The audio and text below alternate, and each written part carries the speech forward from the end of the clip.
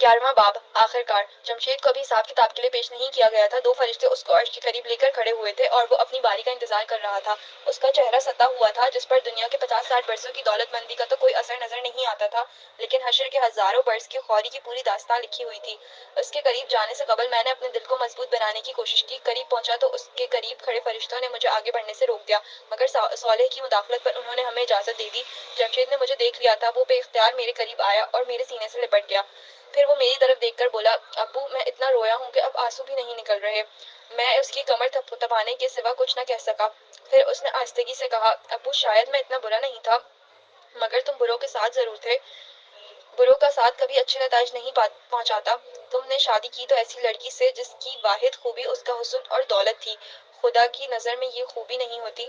تم ہم سے الگ ہو گئے اور اپنے سسر کے ایسے کاروبار میں شریک ہو گئے جس کے بارے میں تمہیں معلوم تھا کہ اس میں حرام کی آمیزش ہے، مگر بیوی بچوں اور مال و دولت کے لیے تم حرام میں تعاون کے مرتکب ہوتے رہے۔ یہی چیزیں تمہیں اس مقام تک لے آئیں۔ آپ ٹھیک کہتے ہیں ابو، مگر میں نے نیکیاں بھی کی تھیں، تو کیا کوئی امید ہے؟ میں خاموش رہا۔ میری خاموشی نے اسے میرا جواب سمجھا دیا اور وہ مایوس کن لہجے میں بولا، مجھے اندازہ ہو گیا ہے ابو، اپنے بیوی بچوں اور ساس سسر کو جہنم میں جاتا دیکھنے کے بعد مجھے اندازہ ہو چکا ہے کہ آج کسی کے ہاتھ میں کچھ نہیں ہے۔ سارا اختیار اس رب کے پاس ہے جس کے احکام کو میں بھولا رہا۔ آج جس کا عمل اسے نہیں بچا سکتا، اسے دنیا کی کوئی طاقت نہیں بچا سکے گی۔ میں ہزاروں برس سے اس میدان حشر میں پریشان پھر رہا ہوں، میں ان گنت لوگوں کو جہنم میں جاتا دیکھ چکا ہوں۔ مجھے اب اپنی نجات کی کوئی امید نہیں نظر آ رہی۔ میں نے اللہ سے بہت معافی مانگی ہے، مگر میں جانتا ہوں کہ آج معافی مانگنے کا کوئی فائدہ نہیں۔ ابو، اللہ میاں شاید مجھے معاف نہ کریں، مگر آپ مجھے ضرور معاف کر دیجیے گا، آپ تو میرے باپ ہیں نا۔ یہ کہہ کر وہ پھوٹ پھوٹ کر رونے لگا۔ میں نے بہت کوشش کی کہ میری آنکھوں سے آنسو نہ بہیں، مگر نہ چاہتے ہوئے بھی میری آنکھیں برسنے لگیں۔ اسی اثنا میں جمشید کا نام پکارا گیا۔ فرشتوں نے فوراً اسے مجھ سے الگ کیا اور بارگاہ ربوبیت میں پیش کر دیا۔ وہ ہاتھ باندھ کر سر جھکا کر سارے جہانوں کے پروردگار کے حضور پیش ہو گیا۔ ایک خاموشی طاری تھی۔ جمشید کھڑا تھا مگر اس سے سوال نہیں کیا جا رہا تھا۔ مجھے سمجھ نہیں آیا کہ اس خاموشی کی وجہ کیا ہے۔ تھوڑی دیر میں وجہ بھی ظاہر ہو گئی۔ کچھ فرشتوں کے ساتھ نائمہ وہاں آ گئی۔ اس کے ساتھ ہی صالح نے مجھے اشارہ کیا تو میں نائمہ کے ساتھ جا کر کھڑا ہو گیا۔ نائمہ کے چہرے پر ہوائیاں اڑ رہی تھیں۔ وہ مجھ سے کچھ پوچھنا چاہ رہی تھی، مگر بارگاہ اہلیت کا رعب اتنا شدید تھا کہ اس کی آواز نہیں نکل رہی تھی۔ کچھ دیر میں جمشید سے سوال ہوا، مجھے جانتے ہو میں کون ہوں؟ اس آواز میں اتنا ٹھہراؤ تھا کہ میں اندازہ نہیں کر سکا کہ یہ ٹھہراؤ کسی طوفان کی آمد کا پیش خیمہ ہے یا پھر مالک دو جہان کے حلم کا نذور ہے۔ آپ میرے رب ہیں، سب کے رب ہیں، یہی میرے والد نے مجھے بتایا تھا۔ شان بے نیازی کے ساتھ پوچھا گیا، کون ہے تمہارا باپ؟ جمشید نے میری طرف دیکھ کر کہا، یہ کھڑے ہوئے ہیں۔ اس کے اس جملے کے ساتھ ہی میرا دل دھک سے رہ گیا۔ مجھے اس بات کا اندازہ ہو چکا تھا کہ اب جمشید مارا گیا، کیونکہ میں نے اسے توحید کے علاوہ اور بھی بہت سی چیزوں کی نصیحت کی تھی جن میں اس کا ریکارڈ اچھا نہیں تھا۔ اب مجھ سے یہی پوچھا جانا تھا کہ میں نے اسے کن باتوں کی نصیحت کی تھی، اور میری یہی گواہی اس کی پکڑ کا سبب بن جاتی۔ مگر میری توقع کے بالکل برخلاف اللہ تعالیٰ نے مجھے گواہی کے لیے نہیں بلایا۔ انہوں نے جمشید سے ایک بالکل مختلف سوال کیا، ابھی تم اپنے باپ سے کیا کہہ رہے تھے؟ یہ کہ اللہ میاں شاید مجھے معاف نہ کرے، مگر آپ مجھے ضرور معاف کر دیجیے گا، آپ تو میرے باپ ہیں نا۔ لمحہ بھر پہلے جو میری امید بندی تھی وہ اس سوال کے ساتھ ہی دم توڑ گئی۔ جمشید کو بھی اندازہ ہو گیا کہ اس کی پکڑ شروع ہو چکی ہے۔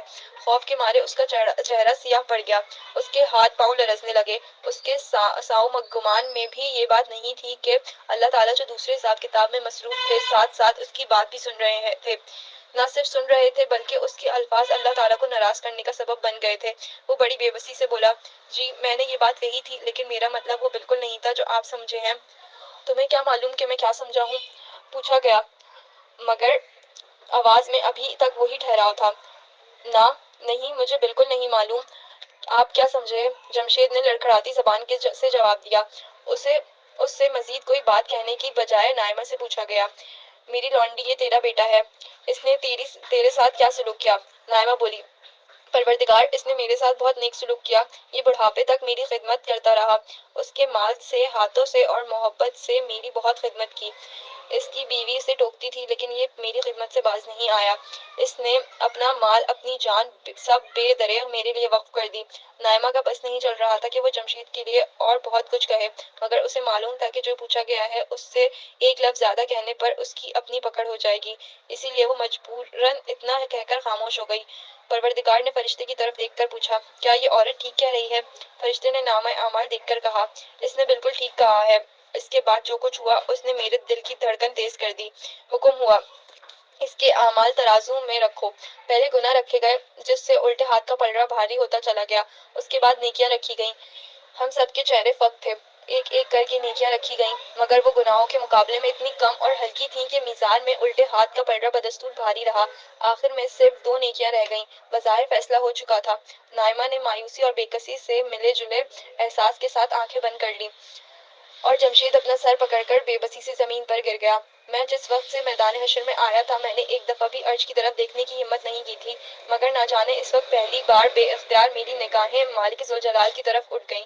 ایک لمحے سے بھی کم عرصے کے لیے اس ساتھ میرے دل میں سے وہی صدا نکلی جو زندگی کی ہر ناگہانی اور مشکل پر میرے دل سے نکلا کرتی تھی، لا الہ الا اللہ۔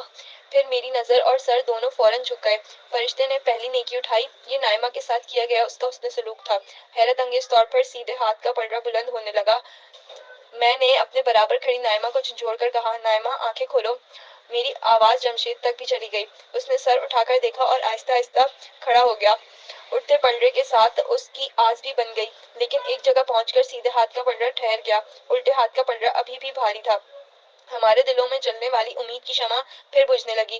فرشتے نے آخری نیکی اٹھائی اور بلند آواز سے کہا، یہ توحید پر ایمان ہے۔ اس کے رکھتے ہی پلڑے کا توازن بدل گیا۔ میری زبان سے بے اختیار نکلا، اللہ اکبر وللہ الحمد۔ اس کے ساتھ ہی مدھم لہجے میں آواز آئی، جمشید تمہارے باپ نے تمہیں میرے بارے میں یہ بھی بتایا تھا کہ میں ماں باپ سے 70 گنا 1000 گنا زیادہ اپنے بندوں سے محبت کرتا ہوں۔ یہ تم تھے جس نے میری قدر نہیں کی، اسی لیے میدان حشر میں تمہیں اتنی سختی اٹھانی پڑی۔ میرا عدل بے لاگ ہوتا ہے مگر میری رحمت ہر شے پر غالب ہے۔ فرشتے نے نجات کا فیصلہ تحریر کر کے نامہ اعمال اس کے دائیں ہاتھ میں دے دیا۔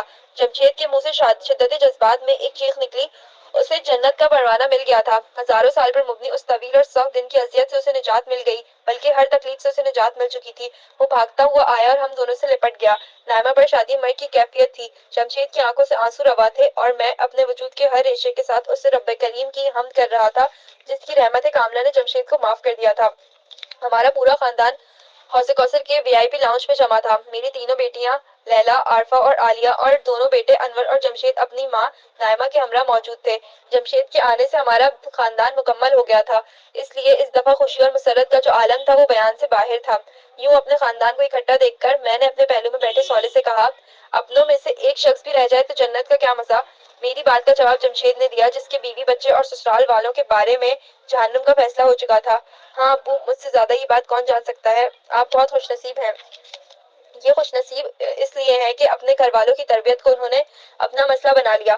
وہ تو تم ہی نالائق تھے، ورنہ دوسروں کو دیکھو، سب کے ساتھ اچھا معاملہ ہوا۔ اس دفعہ نائمہ نے کہا، امی آپ ٹھیک کہہ رہی ہیں، مگر مجھے دنیا میں یہ خیال رہا کہ میرے ابو کی شفاعت مجھے بخشوا دے گی۔ دراصل میرے سسر کے ایک پیر صاحب تھے جن پر انہیں بہت اعتقاد تھا۔ وہ ہمیشہ میرے سسر سے کہتے تھے کہ میرا دامن پکڑے رکھو، میں قیامت میں تمہیں بخشوا دوں گا۔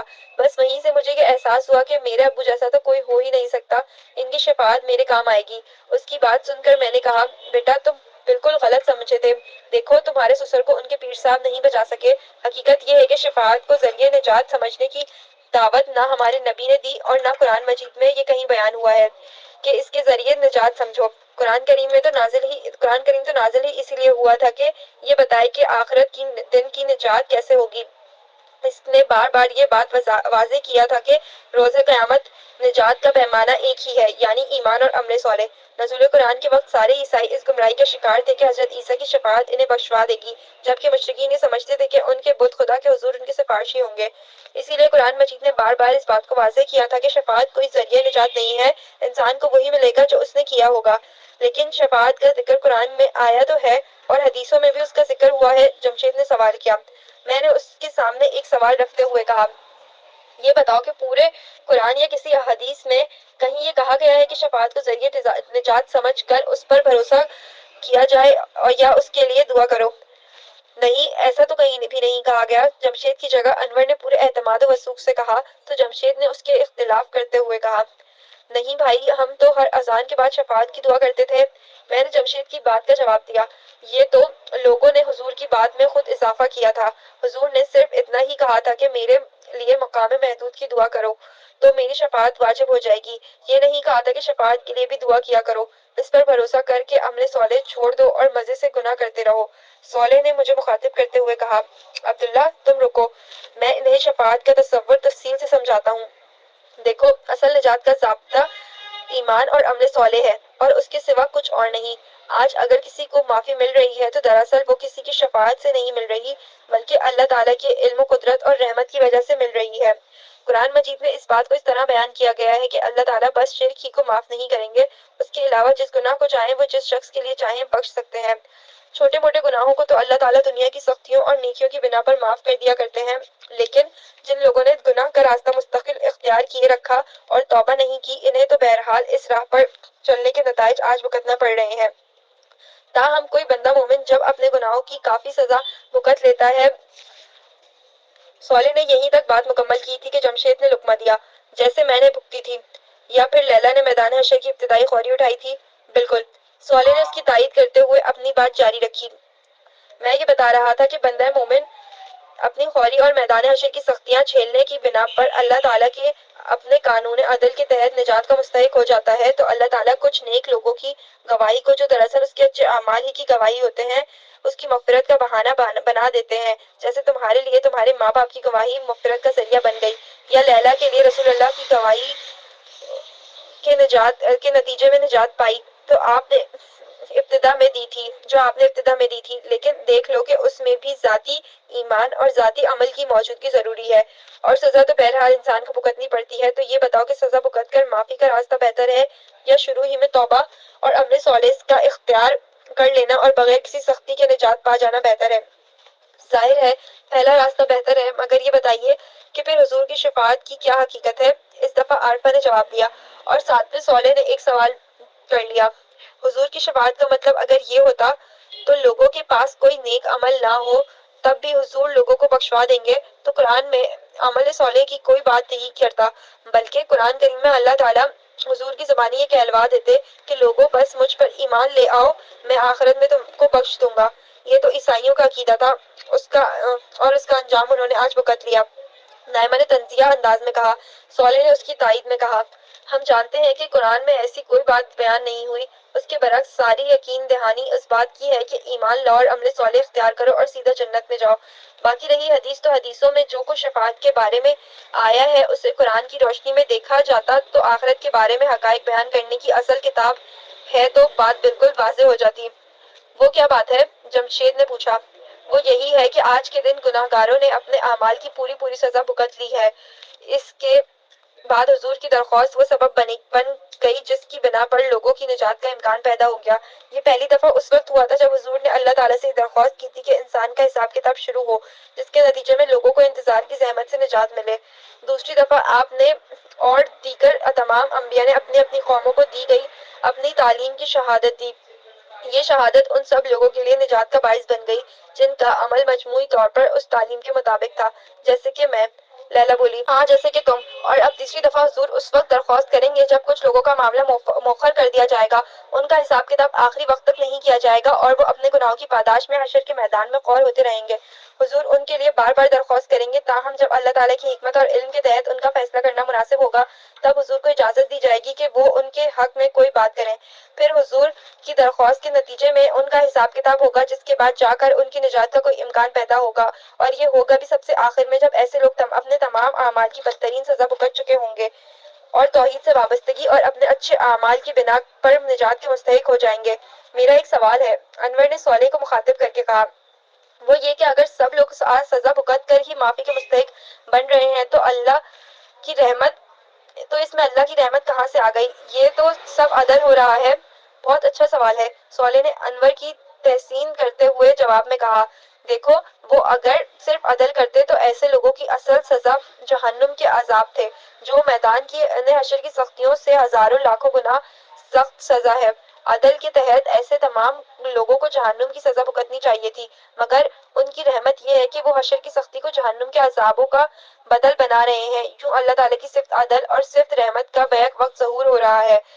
صالح نے یہ بات ختم کی تو جمشید نے کہا، تو یہ ہے اصل بات۔ میں تو اس غلط فہمی میں رہا کہ شفاعت کا مطلب یہ ہوتا ہے کہ ہم جتنے مرضی گناہ کر لیں حضور اور دیگر نیک لوگ ہمیں بخشوا دیں گے۔ یہ تصور اللہ تعالیٰ کی صفت عدل کے خلاف ہے۔ یہ بس ایک غلط فہمی تھی جو قرآن کریم کو سمجھ کر نہ پڑھنے کی وجہ سے لوگوں کو لگی۔ نجات تو صرف ایمان اور عمل صالح سے ہوتی ہے، باقی رہی معافی تو وہ اللہ تعالیٰ کی رحمت سے ملتی ہے۔ اللہ تعالیٰ بس یہ کرتے ہیں کہ اس معافی کا اعلان اور سبب کسی نیک بندے کی گواہی یا درخواست کو بنا دیتے ہیں۔ اسی لیے اللہ تعالیٰ کا مقصود اپنے محبوب و برگزیدہ بندوں کی عزت افزائی ہوتی ہے۔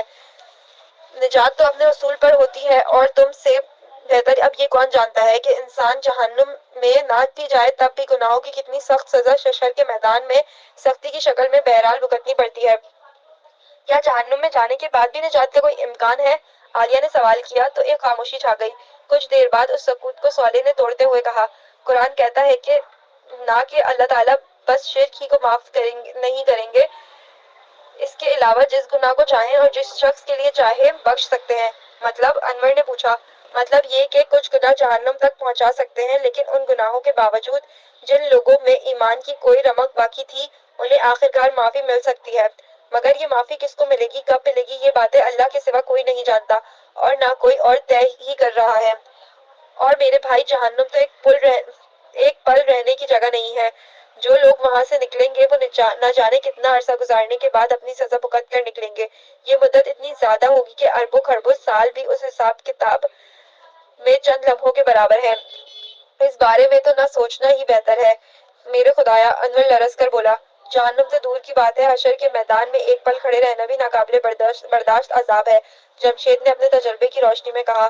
لیلی نے اس پر مزید اضافہ کیا، یہ گناہ کتنی بڑی مصیبت ہوتے ہیں، کاش یہ بات ہم لوگ دنیا میں سمجھ لیتے۔